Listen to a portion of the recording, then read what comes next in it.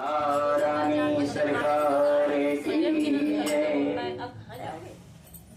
हनुमान जी महाराज की जय, श्री बांके बिहारी लाल की जय। गजाननं भूतगणाधिसेवितं कपितजम्बो फलचारुभक्ष्यम् उमासुतं शोकविनाशकारिकं नमामि विघ्नेश्वरपादिपङ्कजम्। गुरुर्ब्रह्मा गुरुर्विष्णु गुरुर्देवो महेश्वरा, गुरुर्साक्षात् परब्रह्म तस्मै श्री गुरवे नमः। नीलाम्बुजश्यामल कोमलांगं सीता समारोपितवामुभागं, पारो महासायक चारुचापं नमामि रामं मृगवंशनाथम्। बोल वृंदावन बिहारी लाल की, श्री कृष्ण गोविंद हरे मुरारी हे नाथ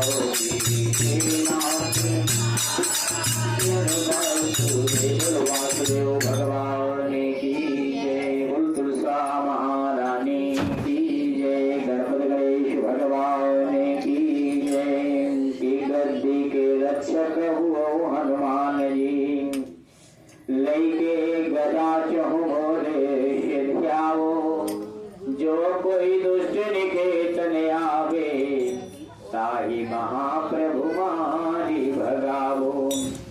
जो धर ध्यान करे पूजा, ताके धन धान्य और सुख बढ़ावो। और विनती हमारे यही हनुमान जी, छोड़ के गढ़ी तुम यहाँ चली आओ। बैल चढ़े शिव जी मिले, गरुड़ चढ़े भगवान, सिंह चढ़ी माता मिले, तेरे पूरन सारे काम। कथा प्रारंभ होते हैं, सुनो वीर हनुमान, राम लक्ष्मण जानकी सदा करो कल्याण। गोविंद भगवान की, बोल कार्तिक महात्म की, बोल सुखदेव भगवान की, श्री व्यास जी महाराज की जय। कार्तिक मास की पावन पवित्र कथा में कल आप लोगों ने नगर परिक्रमा, देव परिक्रमा की कथा श्रवण किया।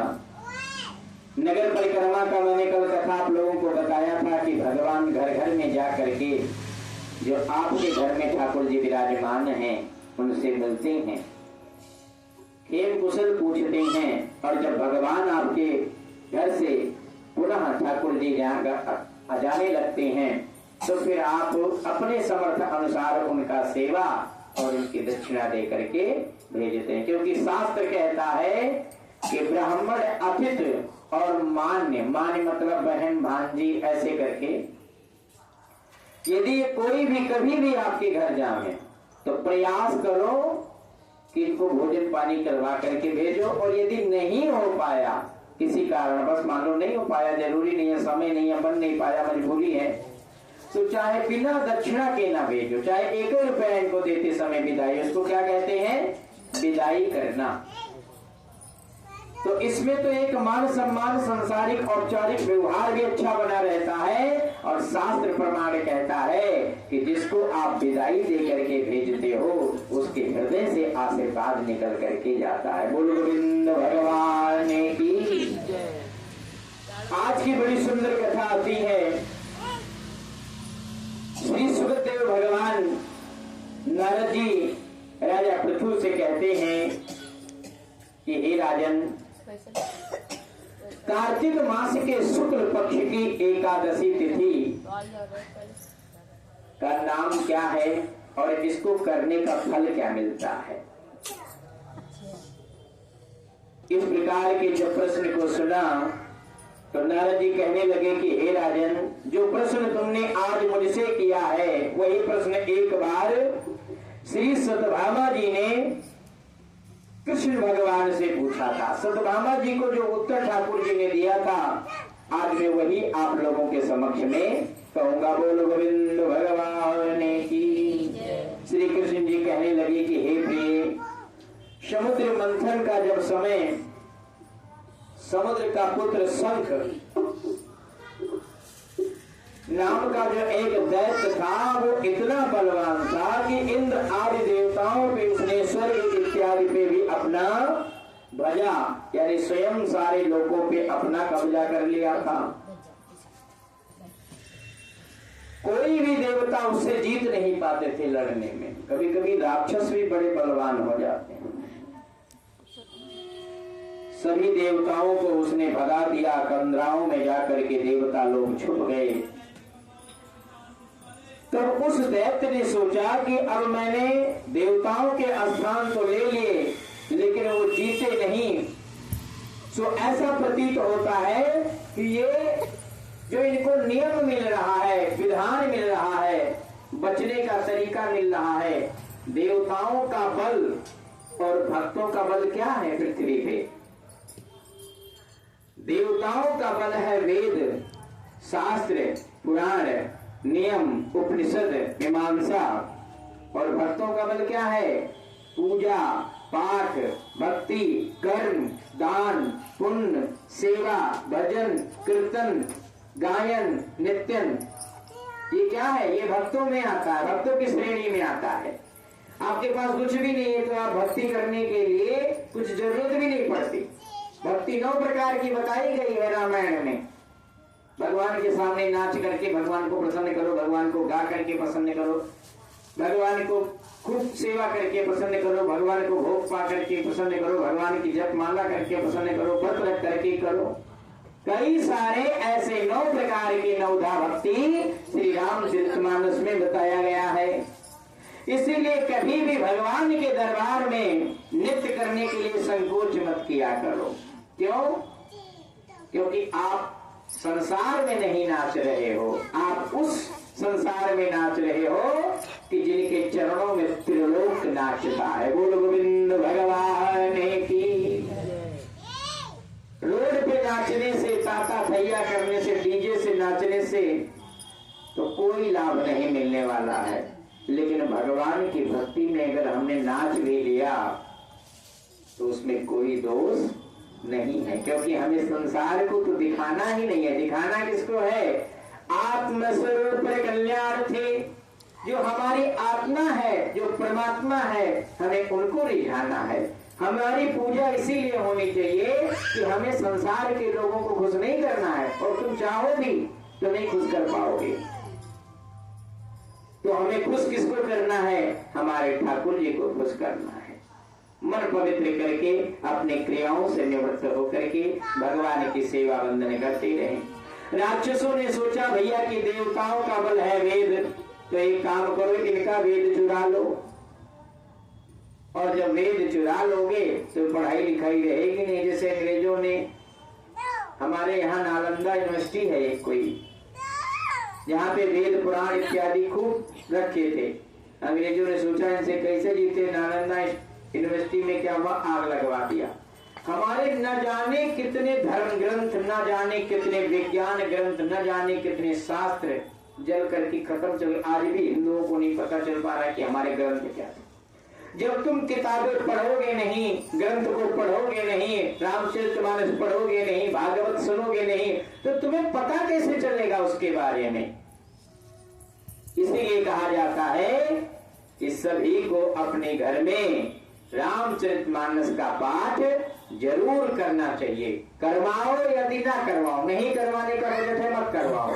एक चौपाई पढ़ो, 2 चौपाई पढ़ो, पर रोजाना पढ़ो। और जब पढ़ो तो भगवान से उठते समय कहो कि जय विधे होई नाथ हित मोरा, करहो सुबेगी दास मई तोरा। प्रभु जिसमें मेरा कल्याण हो, जिसमें मेरी भक्ति ऊपर हो, जिसमें मेरे परिवार की बुद्धि, मेरी बुद्धि शुद्ध रहे, मुझे केवल वही रास्ता दिखाना। जो पाप के रास्ते पे जा रहा, अधर्म के मार्ग पे, वो रास्ता हमें और हमारे परिवार को कभी मत दिखाना। हमारी भक्ति करके वो कितना फल देना। इस प्रकार से जब वेदहीन समझ लिए सभी लोग, देवताओं ने जब वेद, राक्षसों ने जब वेद चुरा लिया, तो देवता लोग करें क्या? देवता लोग विष्णु भगवान के पास पहुंच गए। अब विष्णु भगवान तो शयन कर रहे हैं। चतुर्थ मास में सावन लगने के 1-2 दिन पहले देवसैनी एकादशी आती है। कितना? देवसैनी। और सावन, भादव, कुआर, कार्तिक। समझ में आई बात? इसको कहा जाता है चतुर्थ मास। क्या? चतुर्थ मास। इस मास में भगवान विश्राम करते हैं। और भगवान विश्राम करते हैं तो 3 दिन के बाद में पूरा पहरा जो दे देते हैं, पूरा शासन जो दे देते हैं, किसके हाथ में? भगवान शंकर जी के हाथ में दे देते हैं कि जाओ अब 1 महीना तुम संभालो। 1 महीना खूब बम बम बम बम बम बम बम बम बोले होता है।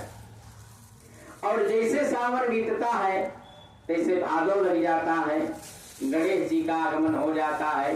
देखिए कुआर लग जाता है, पितरों का आगमन हो जाता है। देखिए कुआर का दूसरा पक्ष लग जाता है। तो दूसरा पक्ष किसको दे दिया जाता है?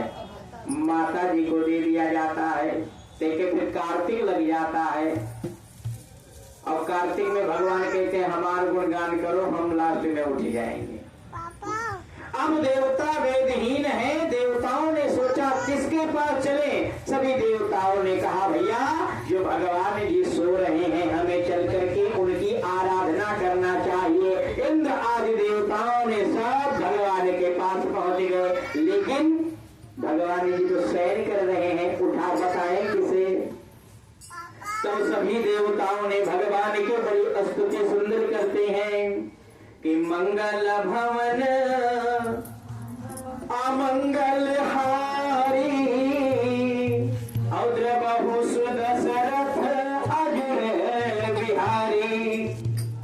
सभी देवताओं ने देखा भगवान की सुंदर आरती करते हैं, भगवान का आवाहन करते हैं। और भगवान का जब आवाहन होता है तो भगवान को आसन देते हैं।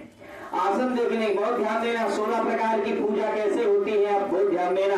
पहला जो पूजा का नाम है वो है आवाहन करना। चाहे मंत्र के द्वारा बुलाओ, चाहे अपने आत्मा से भगवान को बुलाओ। पहला ये पूजा हो गया। दूसरा नियम क्या है? भगवान को आसन देना, यानी चौकी गद्दी जो कुछ भी तुम लगाए हो उस पर भगवान विराजमान हो। चाहे तो वैसे बोल दो और चाहे 2 दाना चावल डाल करके उन्हें बैठा दो। तीसरा क्या है? पाद्योपाद्यम। पाद्योपाद्यम का मतलब उनका हाथ पैर धुलो। चौथा क्या है? चौथा है पाद्योपाद्यम हस्तो अर्घम, अब उनके हाथ धुलवाओ। 5वां का है मुखे आचमनियम, अब उनका मुख धुलवाओ। 6वां क्या है? सर्वांगी स्नानियम, पूरा स्नान करवाओ। स्नान करवाने के बाद अब क्या करना है? अब जैसे हम स्नान कर लेते हैं तो क्या करते हैं? कपड़े पहनते हैं। सबसे पहले तिलक नहीं का कपड़े पहनते हैं। तो भगवान को क्या करना है कि तो वस्त्रम समर्पयामि, यानी भगवान को हम अब वस्त्र चढ़ा रहे हैं। वस्त्र जो तुम्हारे पास हो तो वो चढ़ाओ, नहीं है तो कलावा का तोड़ करके चढ़ा दो, सेम फल मिलता है। वस्त्र के बाद में अब क्या करना होता है? हमें भगवान को यज्ञोपवीत पहनाओ। क्या? जनेऊ पहनाओ। जनेऊ के बाद अब क्या करना है? चंदन लगाओ। चंदन लगाने के बाद में क्या करना है? अक्षत चढ़ाओ, पुष्प चढ़ाओ। पुष्प के बाद में भगवान को धूप दिखाओ। धूप के बाद में भगवान को दीप दिखाओ। दीप दिखाने के बाद में अब भगवान को भोग लगाओ। भोग लगाने के बाद भगवान को पान हो तो पान, नहीं तो लौंग इलायची चढ़ाओ। और लौंग इलायची चढ़ाने के बाद चाहे 1 रुपया भगवान के चरणों में चढ़ाओ। और चढ़ाने के बाद 16वां क्या है? अब भगवान से क्षमा प्रार्थना करके भगवान को नमस्कार करो कि त्वमेव माता च पिता त्वमेव त्वमेव बंधु च सखा त्वमेव विद्या च द्रविड़ं त्वमेव सर्वं मम देव देव। ये भगवान की 16 प्रकार की पूजाएं होती हैं। इन 16 प्रकार की पूजाओं ने जब देवताओं ने किया, भगवान प्रसन्न हो गए। भगवान प्रसन्न होकर के और देवताओं ने अपनी समस्या सुनाई कि सारे शंखासुर नाम का एक राक्षस हमारे सारे वेद चुरा ले गया है। भगवान ने पुनः देवताओं को साथ में लेकर के जाते हैं और वहां पे भगवान कश्यप रूप धारण करने के लिए देवताओं से कहते हैं। कश्यप का मतलब समझते हो? कछुआ। भगवान ने कश्यप रूप भी धारण किया है, कछुआ का भी रूप धारण किया है। भगवान ने मस्त रूप धारण किया, मछली का रूप भी धारण किया है। भगवान ने 12 रूप धारण किया। भगवान ने सूअर का भी रूप धारण किया है। ध्यान देना, जब पृथ्वी ही चुरा ले गया था राक्षस, तब भगवान जाकर के अपने सूअर का जो ये आगे वाला पार्ट होता है वो बहुत मजबूत होता है, वहां से भगवान 12 का अवतार होता है और पृथ्वी को फिर लेकर के आकर के सही जगह पे स्थित करते हैं। भगवान के 24 अवतारों के बारे में तुम्हें बताएंगे, 1-2 दिन के बाद में बताएंगे, पूर्णमासी के पहले बता देंगे। बोलो गोविंद भगवान की। और भगवान मस्ता अवतार लेकर के भगवान शंखाचूर का दैत्य करते हैं और दैत्य को मारते हैं। मारने के बाद जाकर के भगवान बहुत थक जाते हैं, क्योंकि शंखासुर कोई छोटा मोटा राक्षस नहीं, बहुत खतरनाक था। बहुत घनघोर युद्ध होता है, भगवान उसको मार देते हैं और मारने के बाद कहते हैं कि भैया अब हमें थोड़ा सा आराम करने की जरूरत है। देवताओं ने कहा प्रभु आप कहाँ आराम करोगे? कहने लगे हमें बिल्कुल एकांत जगह चाहिए। कहाँ एकांत चाहिए? कहने लगे कि भैया मैं चाहता हूँ कि सबसे एकांत और सबसे सुंदर जगह बद्री नारायण है। बोले बद्री नारायण भगवान की। और शंखासुर का वध करने के बाद भगवान विश्राम करने के लिए बद्री नारायण धाम में जाकर के विश्राम करते हैं। विश्राम करने के बाद भगवान पुनः तपस्या में लीन हो जाते हैं। इस प्रकार से पुनः वेद शास्त्र पुराण उपनिषद मीमांसा सारे शास्त्र पुनः पृथ्वी पर आते हैं अपना अपना रूप धारण करके, और फिर भगवान ब्राह्मणों द्वारा स्वाध्याय किए जाते हैं, पढ़े जाते हैं, ज्ञान अर्जित किए जाते हैं। ब्राह्मण के 6 नियम है, बहुत ध्यान देना। अगर 6 नियम ब्राह्मण के अंदर नहीं है तो ब्राह्मण योग्य नहीं। पहला नियम है कि वेद पढ़ो और वेद पढ़ाओ। दूसरा नियम है कि अपने लिए कर्म करो और दूसरे का कर्म कंड करवाओ। और 4 हो गए। और 5वां नियम है कि दान लो और दान दो। 6 नियम ब्राह्मण में है। अगर ये 6 कर्मी ब्राह्मण है तो समझ लो वो शुद्ध ब्राह्मण है। दान लेता भी ब्राह्मण है, दान देता भी है, वेद का अध्ययन भी। बिना वेद पढ़े कोई तुम्हें कथा भागवत नहीं सुना सकता, तो बिना अध्याय किए वेद तुम्हें कोई इसका रसास्वादन नहीं करवा सकता है। इसलिए बहुत नियम पूर्वक भगवान कथा जाकर के विराजमान करते हैं। कल तो खैर द्वादशी रहेगी, कल कथा होगा नहीं, तो कल की बात भी बताते हैं, इसी में एकादशी की कथा जोड़ते हैं। बोलो